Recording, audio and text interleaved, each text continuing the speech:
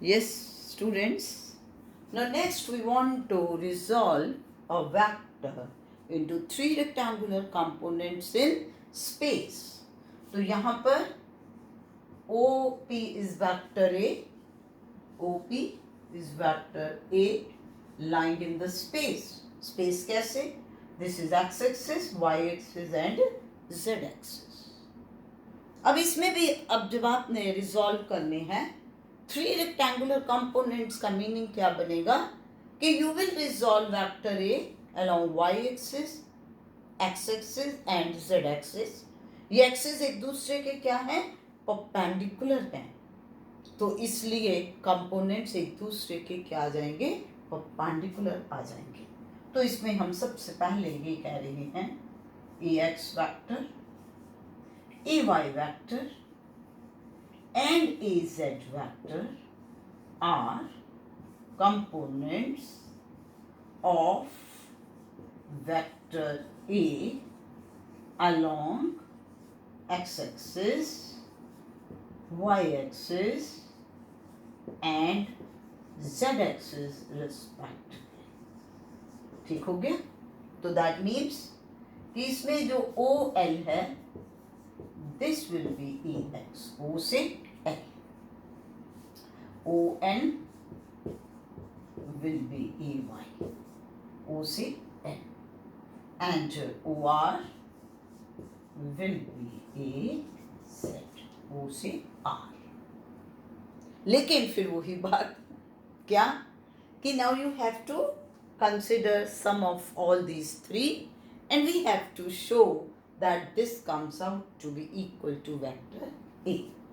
इसके लिए हमने क्या किया कि ध्यान से देखिए कि ये साइड OL AX के बराबर है, ये साइड OR AZ के बराबर है. ठीक है. अब आप इस पैरेललोग्राम को कंप्लीट कर लीजिए. क्या किया मैंने? पैरेललोग्राम कंप्लीट कैसे कि मैंने इसमें LQ को OR के बराबर ले लिया और LQ को पैरेलल ले लिया OR के, यानी कि मैंने ले लिया कि LQ रिप्रेजेंट्स EZ. तो आपके पास अब ये बन गया कि OL side represents AX vector, LQ side represents AZ vector. तो ये आपके पास पैरेललोग्राम बन गया. तो ये आपके पास जब ये पैरेललोग्राम बन गया तो इसमें अब आपके पास AX and AZ are the two adjacent sides of the parallelogram which are representing two vectors AX and AZ. So diagonal passing through that parallelogram will give us the resultant. तो यानी कि इसमें OQ जो है that will be the sum of OL and OR. तो ये triangle law लगा लो तो भी बात बन जाएगी. बच्चे ट्राइंगल लॉ लगाना है तो OL plus LQ is equal to OQ कर लो. पैरेललोग्राम लॉ लगाना है तो ऐसे कर लो. मैं इसको ऐसे भी लिख सकती थी. कैसे कि OQ is equal to OL plus LQ. तुम्हारी मर्जी है. ऐसे करोगे ट्राइंगल लॉ लगेगा, इस तरीके से लिखोगे पैरेललोग्राम लॉ लग गया. तो यानी कि बेस बन गया कि OQ is equal to AX vector plus AZ vector. होगी बात. अब उसके बाद आप कंसिडर करिए यहां से QP. तो QP को मैंने ON के बराबर ले लिया. तो और QP क्या है? पैरेलल है ON के. ये भी XZ प्लेन के परपेंडिकुलर क्या होता है? Y axis. तो इसका मतलब कि QP आपके पास किसे रिप्रेजेंट करेगा? AY को. तो अब आप कंसिडर कर लीजिए ट्राइंगल OQP. कौन सा ट्राइंगल? OQP. इस ट्राइंगल में OQ vector plus QP vector is equal to OP vector. Now what is OQ? AX plus AZ. QP is AY. इनका सम किसके बराबर है? वेक्टर A के. तो हो गया क्लियर कि आप AX, AY और AZ तीनों वेक्टर्स को एड अप कर रहे हो and the result you are getting is equal to vector A. That means कि in reality we can say AX, AY, AZ are the components of vector A. तो इस तरीके से आपने इसमें इस आर्टिकल को एक्सप्लेन करना है. So now if you are taking that vector A is equal to Ax vector plus Ay vector plus Az vector, तो इसका मतलब आपके पास अगर Ax मैग्नीट्यूड है तो ये क्या बन गया Ax टाइम्स आई कैप, अगर Ay मैग्नीट्यूड है ये बन गया Ay टाइम्स जे कैप, और Az मैग्नीट्यूड है तो ये बन गया Az टाइम्स के कैप. सो इसका मतलब अब आप इस पॉइंट को बच्चे पूरे आगे वेक्टर एनालिसिस में लेकर के चलोगे कि when we are saying vector A, तो वेक्टर ए के स्पेस में अगर हम कंपोनेंट्स की बात कर रहे हैं, so there will be the three components along X Y and Z axis. A X A Y A Z are the components. I cap J cap K cap will give us the direction. तो फिर आपके पास A square किसके बराबर आएगा A X square plus A Y square plus A Z square.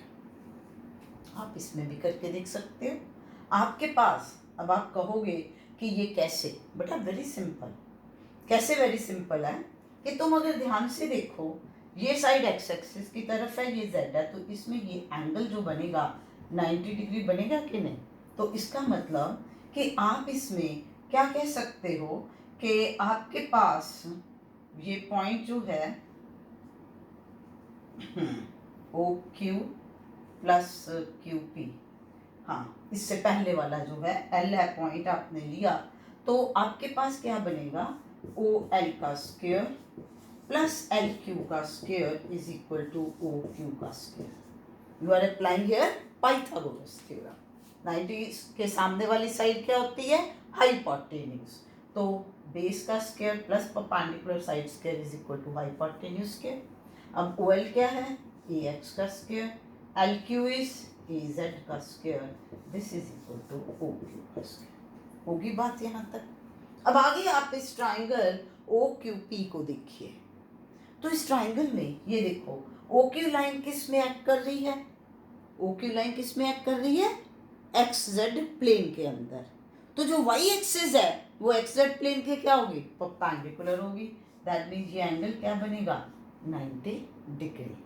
तो जब ये एंगल 90 डिग्री है इसके सामने क्या होगी हाइपोटेन्यूज, तो दैट मीन्स ओ पी का square is equal to O Q का स्क्वायर प्लस क्यू पी का स्क्वायर. नाउ ओ क्यू का स्क्वायर क्या है A X square plus A Z square, और क्यू पी का स्क्वायर क्या है ए वाई स्क्वायर, और ओ पी क्या है P. So that means in this manner you can take that A square is A X square plus A Y square plus A Z square.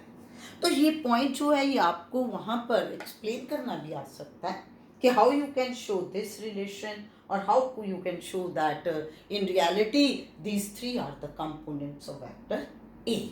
और otherwise अब आपने इस पॉइंट को अप्लाई किस तरीके से करना है कि बीजी जो हमने निकाला है जो फाइंड आउट कर रहे हैं इसका क्या फ़ायदा है.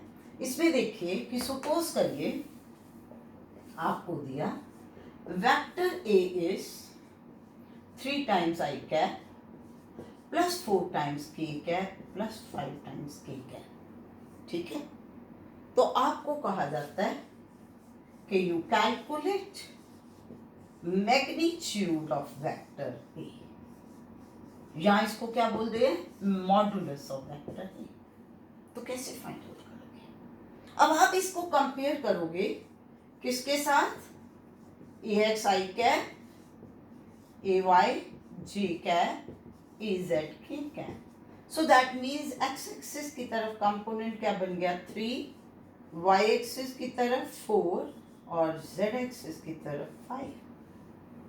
अब क्या है आपके पास relation a is equal to A X square plus A Y square plus A Z square under the root, क्योंकि ए स्क्वायर था तो ये लोगे अंडर रूट आ जाएगा. 3 का स्क्वायर प्लस 4 का स्क्वायर प्लस 5 का स्क्वायर अंडर द रूट, तो ये बन गया 9 प्लस 16 प्लस 25, तो इट इज 50 का अंडर रूट. 50 का अंडर रूट को आप 2 इंटू 25 अंडर रूट लिख सकते हो, 25 का अंडर रूट आ गया 5, तो it will be 5 under root 2। तो इस तरीके से आपको कोई भी वेक्टर अगर रेक्टेंगुलर कंपोनेंट फॉर्म में दी है तो आप उसकी मैग्नीट्यूड फाइंड आउट कर सकते हो। और मैग्नीट्यूड को याद है और क्या बोलते हैं, मॉडुलस, यानी कि ये, तो इसकी वैल्यू क्या बन गई 5 अंडर रूट 2। अब इसमें ये भी कोई ज़रूरी नहीं कि प्लस में आएंगे। मान लीजिए कि यहाँ पर ये 3i cap plus 4j cap minus 5k cap होता तो az माइनस 5 आ जाएगा, और माइनस 5 का square again it will be the same. तो मतलब ज़रूरी नहीं कि पॉजिटिव ही हो, नेगेटिव हो, पॉजिटिव हो, हमने इस तरीके से इसमें फाइंड आउट करना है। तो अब आपके माइंड में ये क्लैरिटी हो जानी चाहिए how we can resolve vector A in plane and in space. तो अब हम इसके कंसर्निंग डिफरेंट न्यूमेरिकल प्रॉब्लम्स जो हैं वो करेंगे। So that's all in this lecture. Thank you.